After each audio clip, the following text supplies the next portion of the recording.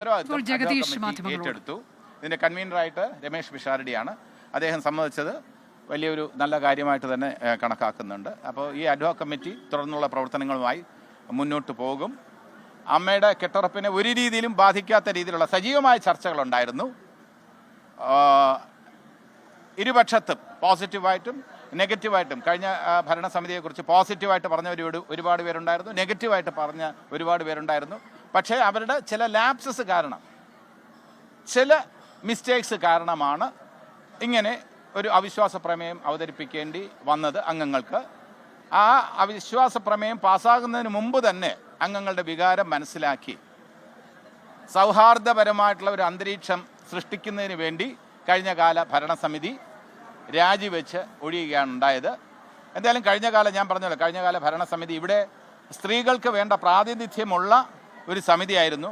ഇത് ആ സ്ത്രീകൾ എന്ന നിലയ്ക്കുള്ള അവരുടെ ഒരു രീതിയിലുമുള്ള പരാജയം ഉണ്ടായിട്ടില്ല. സ്ത്രീകളുടെ വിജയം തന്നെയാണ്. അവരുടെ വ്യക്തിപരമായി അവരെല്ലാവരും തന്നെ നല്ല രീതിയിൽ കോൺട്രിബ്യൂട്ട് ചെയ്തിട്ടുണ്ട്. അമ്മയുടെ പ്രവർത്തനങ്ങൾ സജീവമായി പങ്കെടുത്തിട്ടുണ്ട്.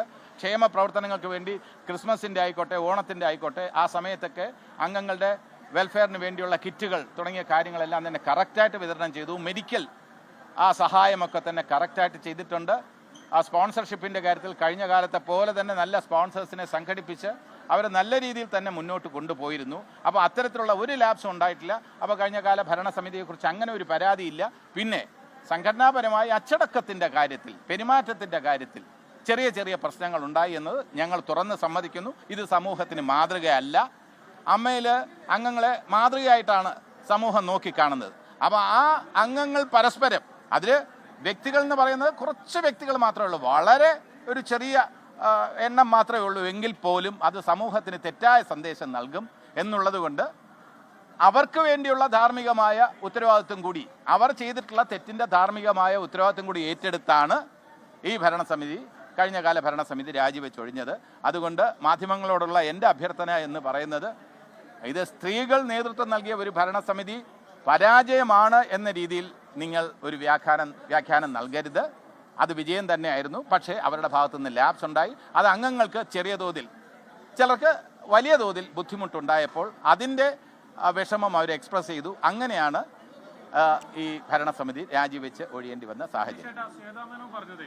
തന്നെ അകത്തുനിന്ന് കുത്തി എന്നുള്ളത് തന്നെയാണ്. അതായത് ചില ആളുകൾ ചേർന്നുകൊണ്ട് ഈ ഭരണസമിതിയെ മോശമായി ചിത്രീകരിക്കാൻ ശ്രമിച്ചു, അതുകൊണ്ട് താൻ രാജിവെക്കേണ്ടി വന്നു എന്നുള്ളതാണ് പറയുന്നത്. അല്ല, അത്തരത്തിലുള്ള വ്യക്തിപരമായ വിഷയങ്ങൾ ഇപ്പോൾ തീർച്ചയായിട്ടും ഒരു ഭരണസമിതിക്കെതിരെ ചർച്ച വരുമ്പോൾ അതിൻ്റെ പ്രസിഡന്റ് എന്ന നിലയ്ക്ക് ശ്വേതയുടേതായ വിഷമങ്ങളുണ്ടാവാം, പ്രയാസങ്ങളുണ്ടാവാം, ദുഃഖങ്ങളുണ്ടാവാം. പക്ഷേ അങ്ങനെ ചേരിതിരിഞ്ഞ് ആക്രമിച്ചിട്ടൊന്നുമില്ല. പ്രസിഡന്റിൻ്റെ പ്രവർത്തന ശൈലിയെക്കുറിച്ചൊന്നും ആൾക്കാർ അങ്ങനെ എതിർപ്പൊന്നും രേഖപ്പെടുത്തിയിട്ടില്ല, ഒറ്റപ്പെടുത്തിയിട്ടുമില്ല. മറിച്ച് ശ്വേത നേതൃത്വത്തിലിരുന്ന് ചെയ്യാൻ കഴിയുമായിരുന്ന ചില കാര്യങ്ങൾ പ്രോപ്പറായി ചെയ്തില്ല. അംഗങ്ങളെ കറക്റ്റ് സമയത്ത് ശാസിച്ചിരുന്നെങ്കിൽ, അവർക്കെതിരെ നടപടി എടുത്തിരുന്നെങ്കിൽ ഇങ്ങനെ പരസ്പരം വിഴുപ്പലക്കുന്ന ഒരു സാഹചര്യം ഒഴിവാക്കാമായിരുന്നു എന്നാണ് പല അംഗങ്ങളും സൂചിപ്പിച്ചത്.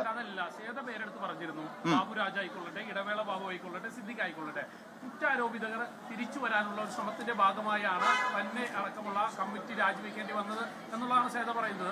എന്തെങ്കിലും നീക്കമുണ്ടായോ? അല്ല, ഇതില് ആദ്യമേ ഞങ്ങൾ എടുത്ത തീരുമാനം, ഇപ്പോൾ സുരേഷ് ഇന്നലെ ഉണ്ടായിരുന്നു, ഞങ്ങൾ എടുത്ത തീരുമാനം കുറ്റാരോപിതർ ഭാരവാഹി സ്ഥാനത്തിലേക്ക് വരാൻ പാടില്ല എന്നുള്ളത് ഞങ്ങൾ എടുത്ത തീരുമാനമാണ്. അത് ഏത് സാഹചര്യത്തിലായിരുന്നാലും ശരി, അത് നിങ്ങൾ തന്നെ ചോദിക്കുന്നുള്ള അറിയാം. അമ്മയിൽ 9 അംഗ അഡ്ഹോക് കമ്മിറ്റിയെ തീരുമാനിച്ചിരിക്കുന്നു. ആ വിവരങ്ങളൊപ്പം തന്നെ ഇത് സ്ത്രീകളുടെ നേതൃത്വത്തിനുണ്ടായ പാളിച്ച എന്ന രീതിയിലേക്കല്ല ഇതിനെ വിലയിരുത്തേണ്ടത് എന്നതുകൂടി ജഗദീഷ് വ്യക്തമാക്കുകയാണ്.